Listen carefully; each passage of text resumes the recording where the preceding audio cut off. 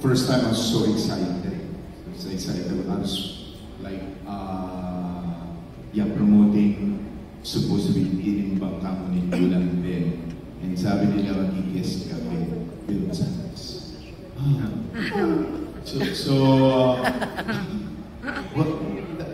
Namimilipit ako.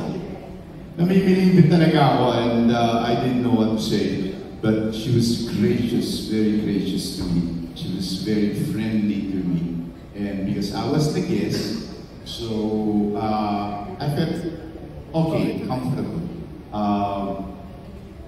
And then, I was fortunate enough na ma-offer na isang pelikula kasama si Bill Santos sa Dance Araw, directed by Celso Castillo.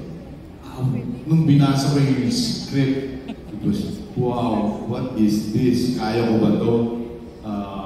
Hindi ko kinaya. She was very good there. She was really good there. But I was like, sayang. But I was very fortunate na she was on the set. Kasi first time ko Vilma Santos, first time ko. So, she was like, parang, tao si Kakay. Parang, ang tagal niya naman kasama. Ang tagal lang yung magkaibigan. Parang, but of course, syempre, may mga funny moments na, syempre, pag yung si Vilma Santos medyo mainit ang ulo. Paano? Pag yung hair niya, ginagawa niya na ganyan niya na makikita mo mainit ang ulo niya. Mainit ang ulo niya. So, tatahimik na lang kami. So, but pag tumawa yan, walang tigil na nakakatawa pag, I mean, like, bumisisera. Kahit na hindi nakakatawang joke, tatawa yan. But that was for me very, very comfortable. No, kahit na yung mga jokes ko or, na corny, tatawa siya. But nung after Tagulan, was nagtuloy-tuloy. Lucky. I'm very fortunate to be doing movies with her and feeling comfortable, and she knows me well. Alam niya na ako, kilala niya na ako, kilala ko na siya very well. So, thank God, I have a friend like her. Very, very good. Thank you. Ako kasi, yung namin, first encounter namin kasi sa Vilma, hindi pa masyado. Dahil Vilma show, busy ako, hindi ko masyado pang nabasa. Alam ko, guest namin si Christopher De Leon. Pero that time talaga, kami ni Yelmo, yung naging very Tagulan sa Tag-Araw. Kasi kay Yelmo, yung hindi ko alam, chemistry daw sabi nila, di ba? Ang chemistry hindi naman nagagawa It's innate. Hindi mo yung mag-chemistry tayo. No, nararamdaman yun and then lumalabas na lang di ba? Lalo na pagka-excel ako siya. Basta ang alam ko, deep in me, even the time when we first met, up to this day, itong movie namin na ito, 24, 25 movies together, 26. Basta alam ko, pag kami ni Yelmo, halimbawa sa eksena, mag-asawa kami talaga. Mag-asawa kami talaga. Mag-girlfriend kami talaga.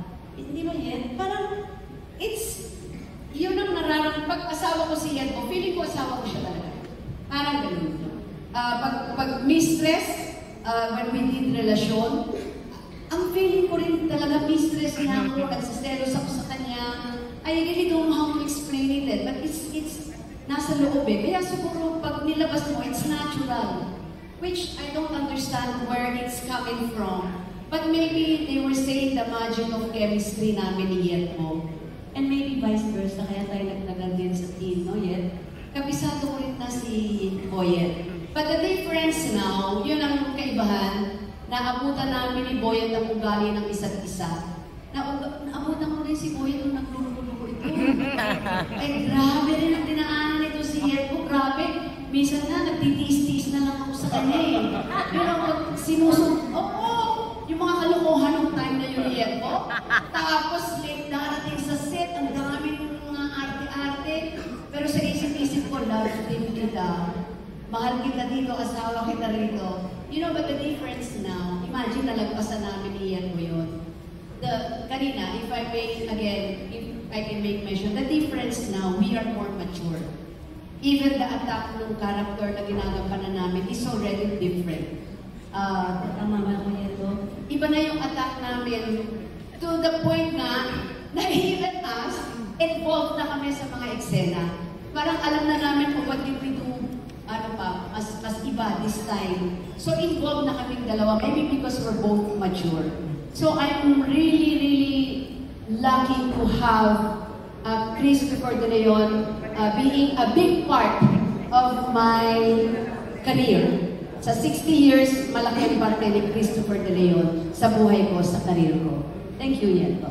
Thank you. Thank you, Boyet, and syempre, Ate B. Alam nyo, habang nagsasalita si Boyet at saka si Ate B, talagang yung dalawa dito sa kaliwa ko. Grabe, kinikilig-kilig. Tapos may inaamoy pa sila, tapos pinapaamoy ni Cassie. Kay Darren, nakakaloka. Eksena nila. Oo, pero at least more than friends naman ang sinabi.